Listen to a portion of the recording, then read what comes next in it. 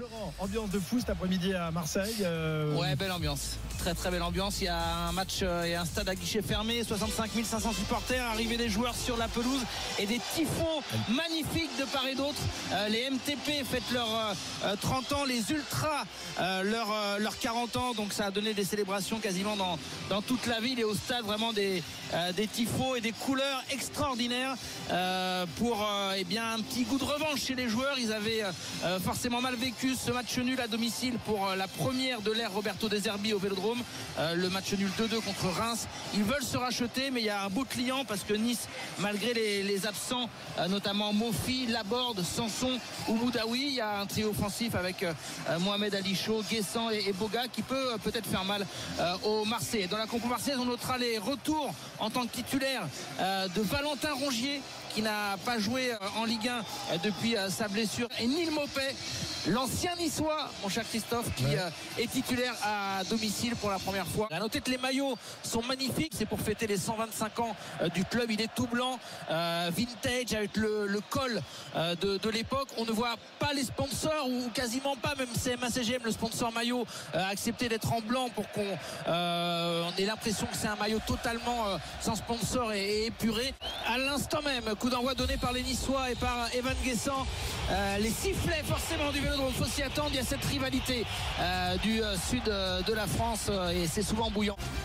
C'est signé Neil Maupay qui signe son retour en Ligue 1 et en tant que titulaire au Vélodrome avec ce maillot blanc qu'il a brandi tout fier qu'il était face au virage sud. Un but de renard des surfaces, comme on peut le décrire. Ça doit plaire à Fabrizio Ravanelli. Un ballon aérien, un centre dans la surface. Ndaï Chimillé qui est très naïf et Neil Maupay qui se faufile juste derrière lui pour mettre une tête finalement bien placée, pas puissante du tout, mais qui file dans le petit filet de Marcin Bulka. 1-0 pour l'Olympique de Marseille. Ce sera la mi-temps, le coup de sifflet de Benoît Milot dans un instant. C'est maintenant, voilà, coup de sifflet et la pause désormais au Vélodrome. Marseille mène 1-0. Le buteur Neil Maupay, la dernière recrue marseillaise qui a frappé cet après-midi au Vélodrome. Boga qui sort un coup franc, enveloppé, mais finalement à hauteur largement de Geronimo Rulli. Là il relâche le ballon de manière un peu surprenante, le gardien argentin. Ça va dans les pieds de Rosario et là par contre il sort un arrêt à la fois réflexe et chanceux, Geronimo Rulli, avec en déviant le ballon sur son propre poteau. Donc ça a failli être un but et l'égalisation de l'OGC Nice. Et effectivement on a pu voir au ralenti qu'il y a tout eu, la malchance niçoise, la maladresse de Rulli, et après il s'en sort avec le réflexe, mais ça aurait pu coûter cher aux Marseillais. Ici au stade du Vauchet, Luis Enrique, le but marseillais, le 2-0, il est magnifique ce but du Brésilien, le 1-2 entre Luis Enrique et Amin Harit qui lui remet le ballon à l'entrée de la surface. Et là un joueur en confiance, Pablo Longoria en tribune, on le voit sur nos écrans, est en train de faire quel bijou. Et c'est vrai que c'est un bijou, la frappe en pleine lucarne de Luis Enrique. L'OM 2-0. Bijou du miracle. C'est quand même extraordinaire la carrière d'un joueur par moment. Les Niçois à l'attaque dans la surface, le centre, la parade de Geronimo Rulli, c'était côté gauche, la frappe de Boga dans un angle fermé. Il avait été surpris contre Reims à ce même poteau, Geronimo Rulli, et là Boga avec une frappe puissante pied gauche obtient sur cette frappe cadrée le corner. Il s'en sort presque avec le torse sous l'épaule. Le deuxième carton jaune à mon goût assez sévère pour Derek Cornelius. Visiblement Monsieur Milot a estimé qu'il mettait trop de temps à effectuer un coup franc, une remise en jeu défensive. Il a été surpris, les Niçois aussi d'ailleurs, parce que honnêtement il n'y avait pas non plus de volonté. J'ai la sensation, je peux me tromper, que Benoît Milot, quand il sort le jaune, il se dit ah oui mais il a déjà été averti lui, et j'ai l'impression qu'il se rend compte assez tard de cette situation. Et attention avec un ballon pour les Niçois, peut-être l'égalisation, la réduction de l'écart. Non, ça passe à côté, ça passe juste à côté de la cage, au deuxième poteau. Grosse occasion, et derrière on vient protester du côté des Niçois.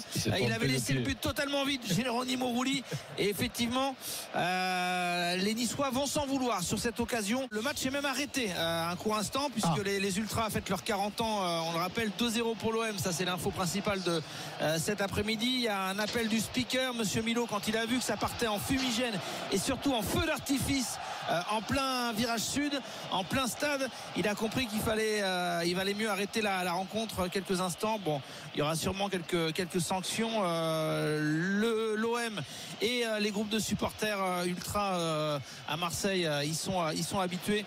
En tout cas, on allait surtout dans la mentalité du CU84, le commando ultra 84 comme il s'appelle. On n'allait pas leur enlever ce plaisir de sortir des fumigènes. On savait que ça allait arriver, et je regardais le visage sur les écrans de certains dirigeants de l'OM.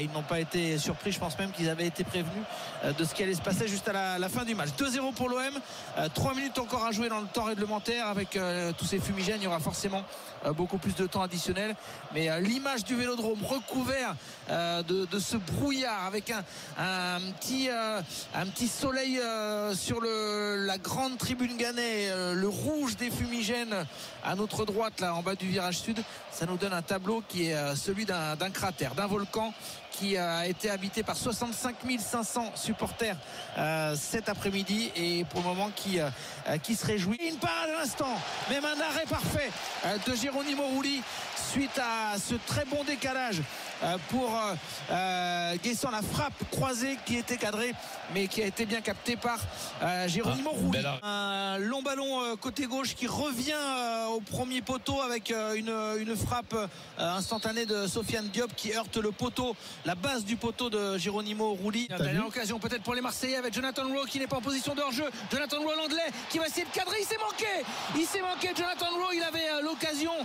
d'aller marquer, sceller cette fin d'après-midi de la plus belle des manières avec un long ballon. Il n'était pas en position de hors-jeu.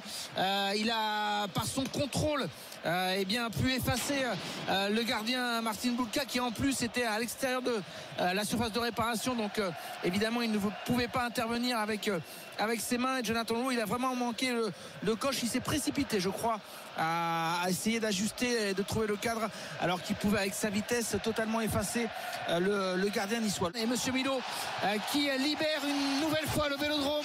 Scène de joie entre Roberto De Zerbi et tout son staff. Attention, parce qu'il est nombreux ce staff, il est élargi, donc si tout le monde lui saute dessus, il peut avoir quelques luxations de l'épaule, le Roberto De Zerbi. Point rageur pour l'Italien.